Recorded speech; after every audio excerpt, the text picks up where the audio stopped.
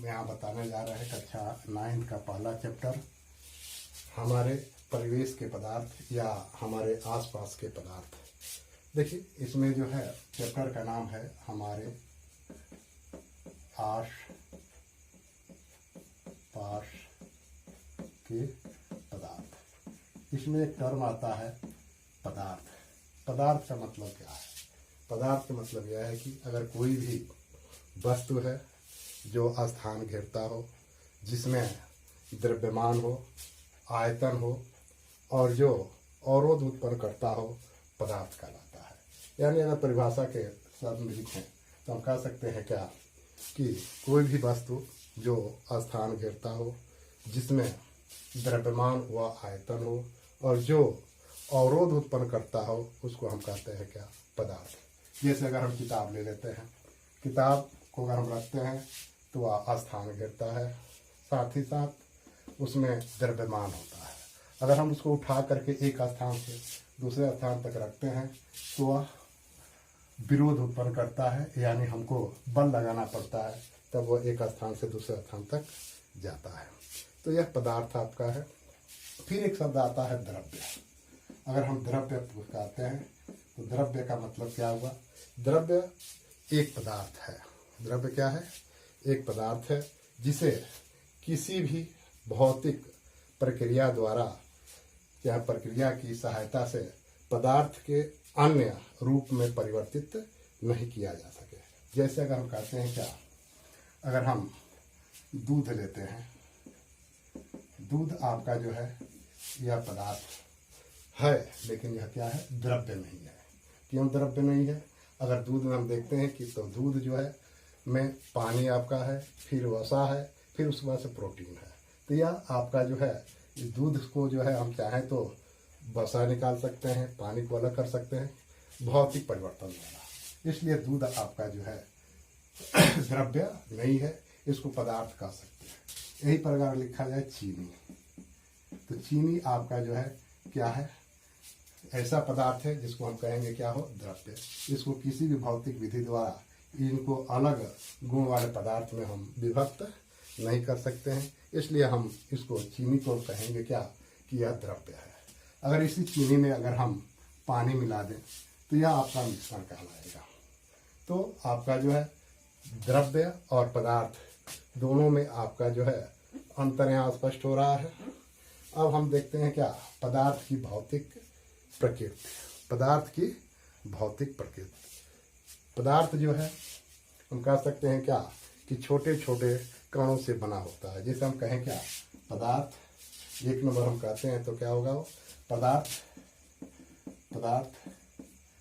कणों से मिलकर बना है। कणों से मिलकर बना है। अगर हम कहते हैं क्या पदार्थ की प्रकृति, तो हम कह सकते हैं क्या कि पदार्थ जो है कणों से मिलकर बना है। और दूसरा हम कह सकते हैं क्या कि पदार्थ अत्यंत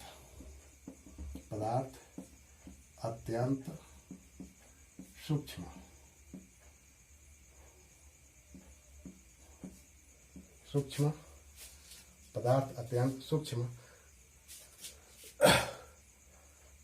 और पदार्थ अत्यंत सूक्ष्म कणों से बना है। यानी ऐसे भी कह सकते हैं क्या कि पदार्थ के कण अत्यंत सूक्ष्म होते हैं। सीधे ऐसे भी अगर लिखना चाहें तो हम कह सकते हैं क्या? पदार्थ के कण अत्यंत सूक्ष्म होते हैं। क्या सीधे ऐसे ही लिखें? पदार्थ के कण अत्यंत सूक्ष्म होते हैं। यह आपका दूसरा है। अगर तीसरा पदार्थ के गुण के बारे में कहें, प्रकृति के बारे में कहें, तो पदार्थ के कण जो होते हैं, पदार्थ के कण अनवरत गतिशील रहते हैं। यानी कोई भी पदार्थ चाहे वह किसी भी अवस्था में रहे, चाहे ठोस अवस्था में रहे, चाहे द्रव अवस्था में रहे, उनके कण जो है हमेशा गतिशील रहते हैं, गति में रहते हैं। अगर चौथा अगर हम कहते हैं तो आपका यह होगा चौथा जो है कोई भी पदार्थ कणों से मिलकर बना है। कण जो है अत्यंत सूक्ष्म होते हैं। पदार्थ के कण अनवरत यानी हमेशा सदैव गतिशील रहते हैं। चौथा हम कह सकते हैं क्या कि पदार्थ के कण, जितने भी पदार्थ के कण हैं वह एक दूसरे को आकर्षित करते हैं। यानी हम कह सकते हैं क्या कि पदार्थ के कण एक दूसरे को आकर्षित या पदार्थ के कणों के बीच एक बल कार्य करता है और वह बल है आकर्षण बल, जिसके कारण पदार्थ के कण एक दूसरे को बांधे रखता है। यानी पदार्थ के कण, चौथा लिख सकते हैं, पदार्थ के कण एक दूसरे को आकर्षित करते हैं,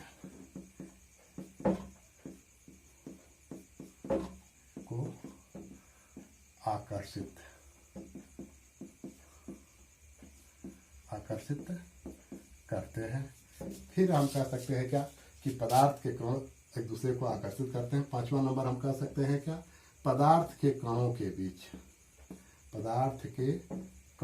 बीच कोई भी कण, जितने भी कण होंगे उन कणों के बीच रिक्त स्थान यानी खाली स्थान होते हैं, रिक्त स्थान होते हैं। तो यह आपका जो है पदार्थ का जो है 5 गुण जो है इम्पॉर्टेंट है, या पांचों गुण जो है आपके सामने लिख दिया गया है। चाहे तो आप इसको नोट कर सकते हैं। तो यह पहला जो है पदार्थ के कोई भी पदार्थ है कणों से मिलकर बना है। पदार्थ के कण अत्यंत सूक्ष्म होते हैं। पदार्थ के कण अनवरत गतिशील रहते हैं। पदार्थ के कण एक दूसरे को आकर्षित करते हैं। पदार्थ के कणों के बीच क्या होता है, रिक्त स्थान होता है या खाली स्थान होता है। अब देखिए इसके बाद से आता है पदार्थ का वर्गीकरण।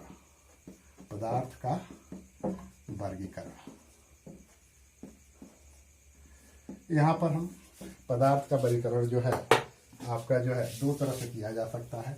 एक भौतिक गुणों के आधार पर, दूसरा जो है रासायनिक गुणों के आधार पर। तो यहाँ पर हम पदार्थ का वर्गीकरण जो है भौतिक गुणों के आधार पर किया जाएगा। यानी आपका अगला टॉपिक है पदार्थ का वर्गीकरण।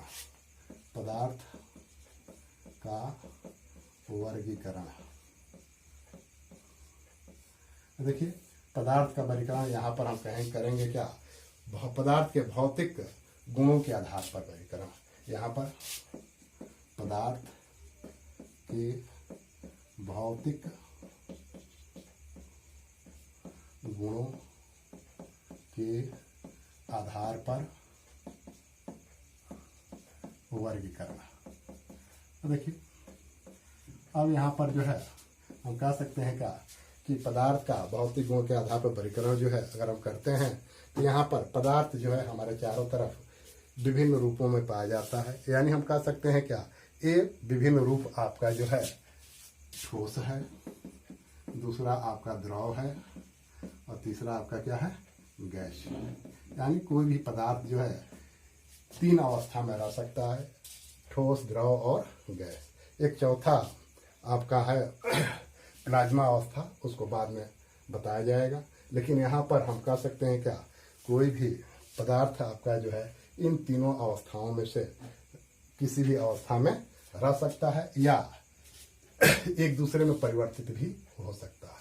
या कोई जरूरी नहीं है कि कोई पदार्थ जो है अगर ठोस है तो द्रव में भी रहेगा या गैस में भी रहेगा। जैसे अगर हम कहते हैं क्या, लकड़ी है, अगर जब भी उसको हम देखेंगे तो वह ठोस अवस्था में ही रहेगा, द्रव या गैस में नहीं हो सकता है।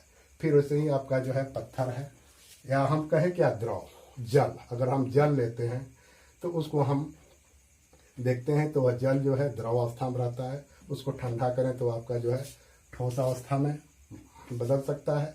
फिर उसको अगर द्रव जल को जो है अगर हम गर्म करते हैं तो गैसीय अवस्था यानी वाष्प में परिवर्तित हो सकता है। तो यहाँ पर जल जो है तीनों अवस्था में रह सकता है, लेकिन लकड़ी जो है आपका या तो केवल ठोस में रहेगा, अन्य द्रव या गैस में नहीं बदल सकता है। फिर कुछ ऐसे भी पदार्थ हैं जो ठोस और गैस में अवस्था में ही रह सकते हैं। जैसे आपका कपूर है, नौसादर है, अगर या तो वह ठोस अवस्था में रहेगा और नहीं तो गैसीय अवस्था में, उसकी द्रव अवस्था नहीं होती है। तो यह आपका जो है पदार्थ का वर्गीकरण में आपका जो है कह सकते हैं क्या कि भौतिक आधार पर पदार्थ को जो है तीन वर्गों में बांटा जा सकता है, यानी या तीन अवस्थाओं में बांटा जा सकता है। एक अवस्था आपका क्या हो गया, ठोस हो गया, दूसरा द्रव हो गया, तीसरा गैस हो गया। यह कोई जरूरी नहीं है कि हर एक पदार्थ जो है, प्रत्येक पदार्थ जो है वह तीनों अवस्था में रहे। जैसे अगर हम कहते हैं क्या, लकड़ी, अगर लकड़ी पत्थर अगर है तो वह आपका जो है जब भी रहेगा तो ठोस में रहेगा, द्रव में नहीं रह सकता है, गैस में नहीं रह सकता है। कुछ ऐसे भी पदार्थ हैं जो तीनों अवस्था में रह सकते हैं, जैसे जल का लिए। फिर ऐसे कोई बहुत से पदार्थ हैं, जैसे आपका कपूर का है, अमोनियम क्लोराइड का है, ठीक है, नैप्थलीन का है, फिर आयोडीन का है। ये सब जो है आपका ठोस अवस्था में रह सकता है या गैस अवस्था में।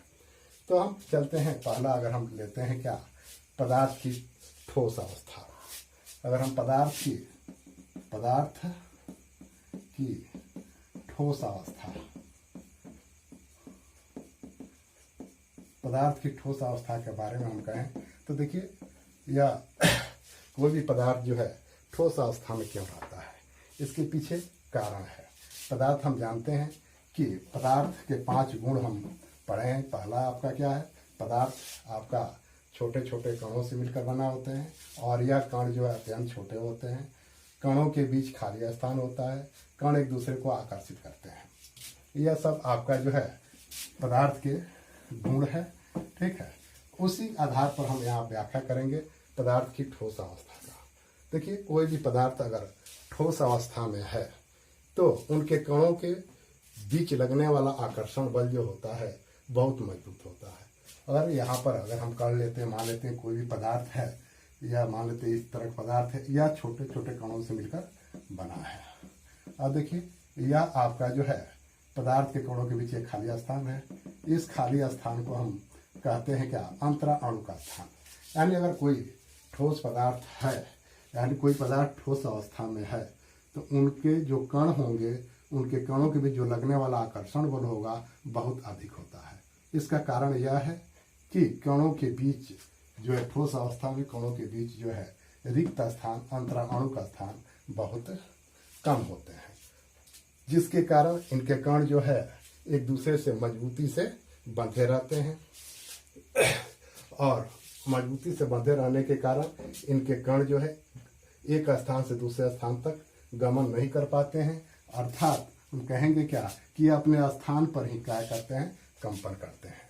यही कारण है कि ठोस पदार्थ, यानी कोई भी पदार्थ ठोस अवस्था में रहता है तो उसका आयतन और आकार दोनों निश्चित रहता है।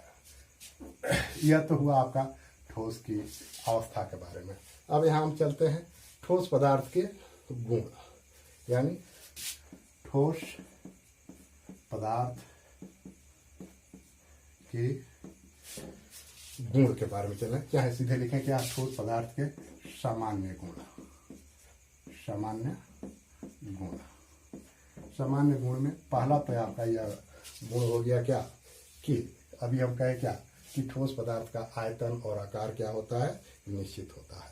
तो पहला गुण आपका यह हुआ कि ठोस पदार्थ की आकृति और आयतन दोनों निश्चित होती है। पहला, ठोस पदार्थ की आकृति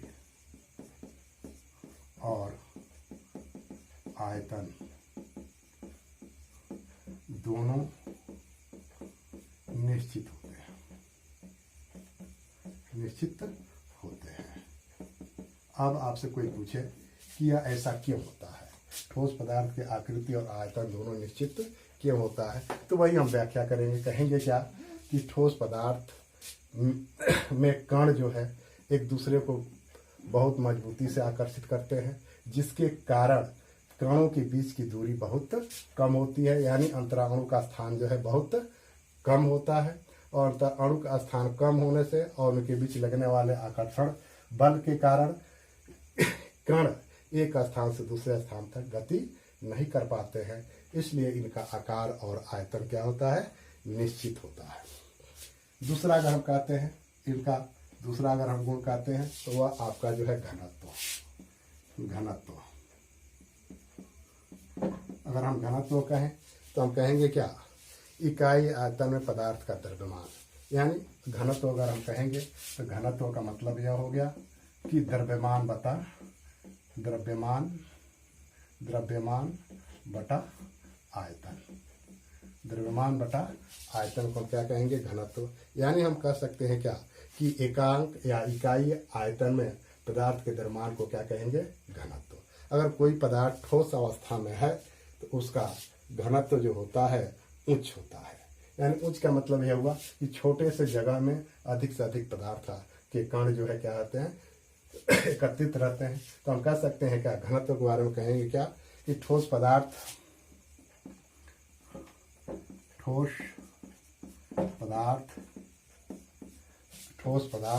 का घनत्व उच्च होता है। पदार्थ का घनत्व उच्च होता है। फिर आगे चलते हैं। इसका पहला तो गुण हो गया क्या कि इसकी आकृति और आयतन, दूसरा आपका हो गया घनत्व, तीसरा आपका जो है इसका द्रवणांक और क्वथनांक।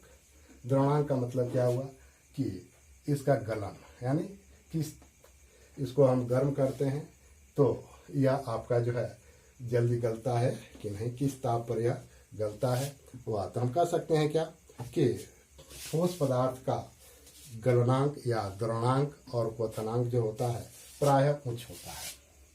यानी अगर कहें क्या गलनांक और क्वथनांक, तो हम कहेंगे क्या कि ठोस पदार्थ का गलनांक और द्रवणांक जो होते हैं उच्च होते हैं। इसका कारण यही है कि इनके कणों के बीच लगने वाला आकर्षण बल मजबूत होता है और उसको तोड़ने में अधिक ऊर्जा की आवश्यकता होती है, इसलिए इनका गलनांक और क्वथनांक क्या होता है? उच्च होता है। फिर आगे चलते हैं। तीसरा अगर हम कहें क्या कि अगर कोई भी ठोस पदार्थ है तो वह कठोर और क्या होता है? रिजिड होता है। कठोर और रिजिड। इसका मतलब यह हुआ कि इसको जो है हम दबाएंगे तो नहीं दब पाएगा। इसका कारण यह है कि उनके कण जो होते हैं वह क्या होते हैं? मजबूती से बंधे होते हैं। अब तीसरा है, इसी के संबंधित चौथा अगर कहते हैं संपीड्यता।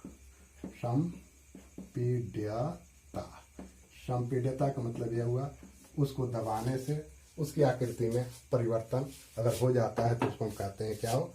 संपीड्यता। तो ठोस पदार्थ जो होते हैं वह असंपीड्य होते हैं। असंपीड्य का मतलब यह हुआ उसको दबाने से, ठीक है, उसकी आकृति में जल्दी परिवर्तन नहीं होता है, ठीक है। इसलिए हम उसको कह सकते हैं क्या हो? असंपीड्य। जैसे अगर हम कहते हैं रबड़, तो रबड़ तो थोड़ा संपीड्य होता है, लेकिन जैसे ही उस बल को हम हटा लेते हैं, अगर हम रबड़ को खींचते हैं, खींचने के बाद से तो वह आपका जो है उसकी आकृति में परिवर्तन हो जाता है, लेकिन जैसे उस बल को हम हटाते हैं तो फिर वह अपने स्थान पर आ जाता है। इसलिए उसको भी हम क्या कहेंगे हो कि उसका भी संपीड्यता का गुण जो है वह क्या है? बहुत कम है। फिर आगे है बहाव, बहने का, यानी इसको हम कह सकते हैं तरलता। यानी ठोस पदार्थ में बहाव की प्रवृत्ति नहीं होती है। यानी ठोस पदार्थ जो है कि कण जो है अगर ठोस अवस्था में तो उसके कण जो है अपना स्थान छोड़ करके दूसरी जगह नहीं जाते हैं। इसके कारण यही है कि उनके बीच लगने वाला, कणों के बीच लगने वाला आकर्षण बल क्या होता है? अधिक होता है। यानी हम कह सकते हैं सीधे कि ठोस पदार्थों में बहाव की प्रवृत्ति नहीं होती है। फिर आगे चलते हैं। अब यहाँ पर हम अगला है इसका लेके चलते हैं 7वां नंबर। अगर हम कहें क्या कि ठोस पदार्थ में प्रसार या संकुचन। प्रसार या संकुचन का मतलब यह हुआ कि जैसे अगर हम ठोस पदार्थ को अगर हम गर्म करें, ठीक है, या ठंडा करें तो उसके का मतलब फैलना और संकुचन का मतलब क्या हो कि कम आयतन में संकुचित होना।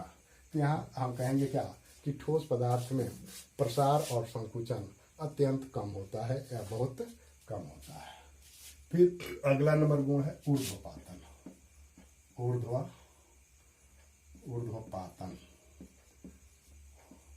ऊर्ध्वपातन का मतलब यह हुआ कि बहुत से ऐसे पदार्थ हैं जो ठोस अवस्था में है, अगर उनको हम गर्म करते हैं तो वह ठोस अवस्था से सीधे जो है गैस अवस्था में बदल जाते हैं। फिर उस गैस अवस्था को में अगर बदल गए, फिर अगर ठंडा करते हैं तो बिना द्रव बदले ही ठोस में परिवर्तित हो जाते हैं। इस प्रक्रिया को हम कहते हैं क्या हो, ऊर्ध्वपातन। यानी ऊर्ध्वपातन एक प्रक्रिया है जिसमें ठोस पदार्थ को गर्म करने से वह बिना द्रव में बदले सीधे गैस अवस्था में बदल जाता है, उसको हम कहेंगे क्या हो। और फिर गैस अवस्था को अगर हम ठंडा करें तो वह सीधे ठोस अवस्था में बदल जाता है। इस प्रक्रिया को हम कहते हैं क्या हो, ऊर्ध्वपातन। जैसे अगर हम लेते हैं कपूर, अमोनियम क्लोराइड जिसको हम कहते हैं क्या हो, नौसादर, फिर आयोडीन, नेफ्थेलिन, शुष्क बर्फ। शुष्क बर्फ का मतलब होता है कार्बन डाइऑक्साइड का ठोस रूप। ये सब जो है या तो ठोस अवस्था में रहेंगे और नहीं तो गैसीय अवस्था में। अगर गैसीय अवस्था में है तो उनको अगर हम गर्म करते हैं, ठंडा करते हैं तो सीधे आपका जो है ठोस अवस्था में बदल जाता है। अगर ठोस अवस्था में है उसको गर्म करते हैं तो सीधे आपका जो है गैसीय अवस्था में बदल जाता है। इस प्रक्रिया को हम कहते हैं क्या हो, ऊर्ध्वपातन। और इसके उपरांत जो पदार्थ आपका जो है ठोस रूप में प्राप्त होता है उसको हम कहते हैं क्या हो, ऊर्ध्वपात। जैसे आपका जो है आयोडीन है उसको हम ऊर्ध्वपात कह सकते हैं। नौसादर है उसको हम ऊर्ध्वपात कह सकते हैं। इसके बाद अगला गुण है विसरण। अगर सबसे पहले हम समझे विसरण की परिभाषा क्या है। विसरण का मतलब यह हुआ कि विसरण वह प्रक्रिया है जिसमें किसी पदार्थ के, चाहे सीधे कहें किसी द्रव्य के कण किसी अन्य द्रव में प्रवेश करते हैं। यानी विसरण का मतलब यह हुआ कि विसरण वह प्रक्रिया है, सीधे लिख सकते हैं क्या हो परिभाषा, विसरण वह प्रक्रिया है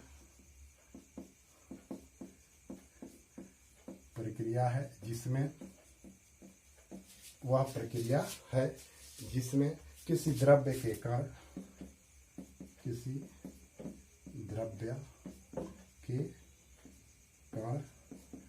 दूसरे द्रव्य या कहें किसी अन्य द्रव्य में मिल जाते हैं, चाहे प्रवेश कर जाते हैं।